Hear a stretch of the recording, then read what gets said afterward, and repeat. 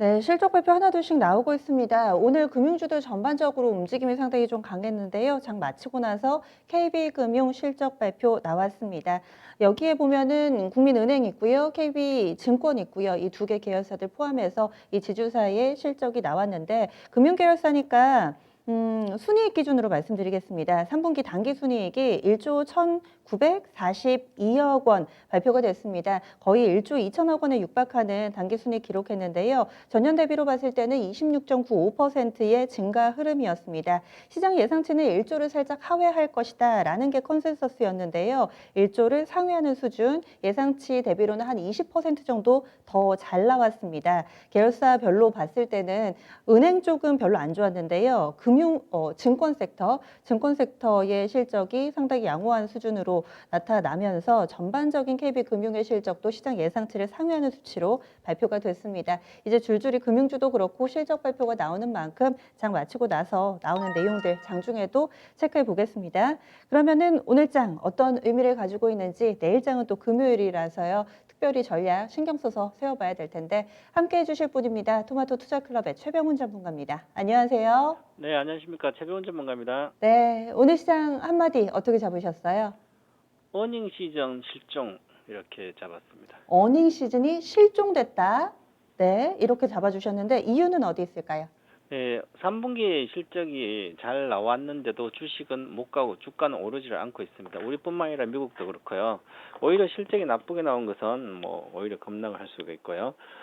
그래서 미리 주가에 다 반영이 됐기 때문에 이제는 3분기 실적을 보는 게 아니라 4분기에 실적이 정체되는 회사들은 주식이 올라가지 않고 있습니다. 주가가. 그래서 4분기 실적이 좀 좋아지고 내년에 좋아지는 거 위주로 투자를 해야 되지 않을까. 그런 게 요즘 내년에 좋아지는 주식 미리 움직이고 있다 이렇게 말씀드리겠습니다. 네. 그래서 실적의 영향력이 다소 좀 이렇게 시장이 크게 좀 반영되지 않고 있는 상황인데 오늘 장의 체크 포인트 어떤 쪽으로 분석하시는지 몇 가지 좀 짚어주시죠. 네, 오늘 우리 정신은 어제는 좀 좋았었는데요. 오늘 주식이 못 갔거든요. 그것은 미국의 부양책 관련 대선 이후로 연기될 수도 있다는 우려 때문에 그런 것도 있고요. 그다음에 전체로 이제 코로나19가 재확산이 유럽은 심각하게 확산되고 있는 것 같고요. 미국도 그렇고 그래서 국내 정신은 이제 실망감, 부양책 타결 불발의 실망감도 있고요. 그럼 코로나에 대한 우려감도 있고 그래서 좀 빠졌습니다. 어제 올라갔던 게 했는데요. 지난주에 제가 아주 중요한 변곡점이기 때문에 이번 주 월요일 화요일이 아주 중요하다고 그랬고요. 그래서 변곡점이 아주 위험한 구간인데 월요일 화요일이 문제가 없으면 주식은 문제가 없다. 그래서 월요일 화요일이 문제가 없으면 주봉상으로 양봉이 뜨게 되면 문제가 없다. 근데 오늘 계속 음봉이었다가 주봉이 끝판에 많이 반등을 해줘서 30포인트를 끝난 게 다행입니다. 그래서 양봉 현재 뜨고 있어서 12평선으로 아직까지는 이제 월요일 할 변곡점 화요일날 많이 오전에 빠졌다 올라갔기 때문에 특별한 이제는 그다음에 우려 사항은 크게 없는 걸로 보이고요. 물론 이제 투자 심리가 위축돼 있지만 그렇더라도 크게 하락은 하지 않을 걸로 보입니다. 그다음에 이제 지금은 이제 시장이 가격 메리트가 높은 쪽만 움직이는데요. 그 가격 메리트가 높은 종목들이 지금 오늘 전체 시가총 100등을 보면 삼성전자 실적이 나오고 나서 4분기가 정체되기도 못 가고 있고요. LG화학도 좋다가 이제 못 가고 있고요.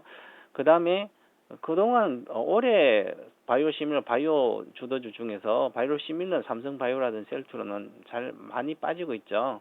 80만 원대 60만 원대 오고요. 30만 대 20만 대 온 것은 이제 대주주 어떤 그런 가세 강화의 영향도 있을 것 같고요.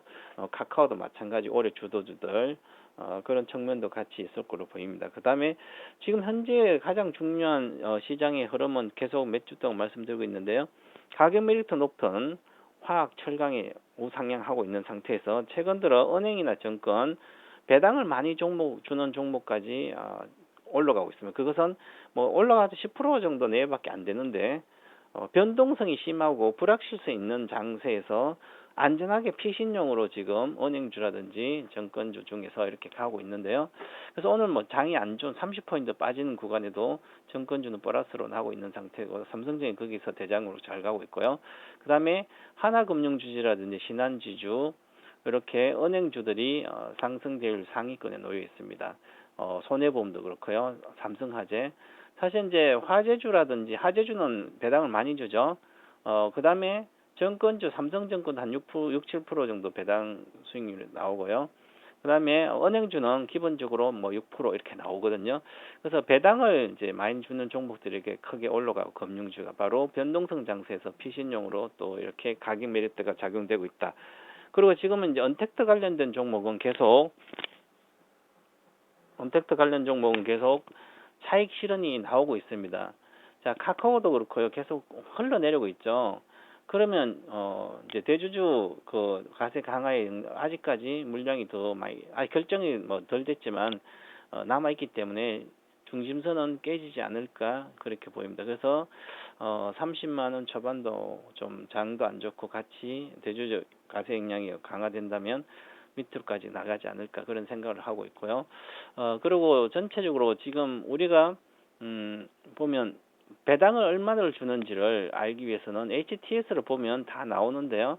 HTS에서 이 편남을 보면 투자지표라는欄이 있습니다. 이 투자지표를 보시면 DPS가 있거든요. 주당 배당, 즉 한 주당 배당금 얼마 주는데 DPS가 확인해 보시면 됩니다. 그러면 은행주들은 KB금융이 지금 2,000원 주면 그냥 한 6% 정도 나오거든요. 그래서 2,000원, 한 주당 2,000원 정도, 1,920원, 1,900원. 올해는 실적이 좋았죠. 아까 앵커님 언급해주던 실적이 좋게 나왔습니다.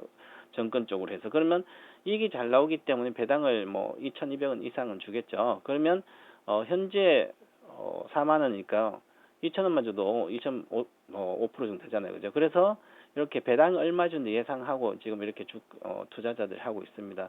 그래서 이제 관련된 종목들 현재 내년에는 올해 실적이 좋은 상태에서도 배당도 주고 하니까 우상향 이렇게 하고 있거든요. 그 은행주들이 이런 배당 대안이다 이렇게 보고 있습니다. 네. 네.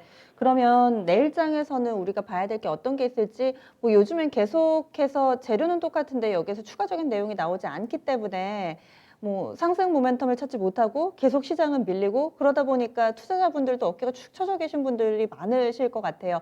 내일장의 방향성을 좀 좌우할 만한 체크 포인트들은 어떤 게 있을까요? 네, 지금은 주식이 가는 장이 아닙니다. 박스권 내에 있기 때문에 이것저것 매매하다 보면 계속 손절을 하게 되기 때문에 아예 매매를 하지 않든지 아니면 장기 종목 그냥 갖고 있든지 박스권을 매매해봤자 실익이 별로 크지 않기 때문에 그렇고요. 특히 내일은 미국 대선 토론이 우리나라 시간 10시 정도가 되는데요. 대선 판을 뒤흔들 어떤 악재가 노출될지 여부를 좀 체크해야 되지 않을까. 대선판을 뒤흔들 악재가 노출된다면 시장이 좀 더 밑으로 빠지지 않을까. 그래서 나스닥 기준으로 보면 11,269포인트 정도 되는데요. 그래서 22평선 정도는 주봉상입니다. 주봉상으로 12평선이 11,269포인트 이거를 깨게 되면 기본적으로 1,800포인트까지 내려오게 되거든요. 그래서 내일 어떤 대선판 뒤흔들 악재가 나올지 여부를 좀 체크해 보시고요. 그 다음에 길게 보더라도 좀 부양책이 늦어지고 어떤 악재가 좀 있더라도 1,800포인트 정도는 나스닥이 충분히 지지할 걸 보이기 때문에 600포인트면 뭐 충분히 견딜 수 있는 겁니다. 그래서 너무 우려하지 마시고 가시고요. 물론 변동성 장은 계속된다 이렇게 말씀드리겠습니다. 네. 그러면은 대응 전략도 함께 좀 말씀을 해주세요. 다음 주에 이 대응 전략까지 좀 더 긴 관점에서 얘기를 해주신다면요. 네, 지금 이제 다음 주까지 미국도 그렇고 우리도 시장이 박스권 상단 돌파해서 갈 수 있는 구조는 아닙니다. 즉 시장 변동성이 미국이 아주 확대되어 있는 상태니까 보수 전략을 계속 하셔야 되고요. 매매를 하고 싶고 시장에서 좀 수익을 내고 싶다면 지금 뭐 이렇게 저희들 삼성증권처럼 은행주나 증권에 롯데케미칼이나 이제 포스코라든지 뭐 호텔신라라든지 이런 쪽으로 가격 메리트가 있는 쪽으로 들어가서 가면 되고 특히 호텔신라 같은 것도 이제는 뭐 코로나가 지금 확산되고 있지만 3분기 적자도 축소되고 내년에는 흑자로 전환될 걸로 보이기 때문에 바닥권에 있기 때문에 기관들도 많이 사서 연종식은 특별한 문제 없이 안전판이 변동 성장이 안전한 역할을 하지 않을까 이렇게 보고 있습니다. 네, 알겠습니다. 오늘 말씀 고맙습니다. 감사합니다. 네.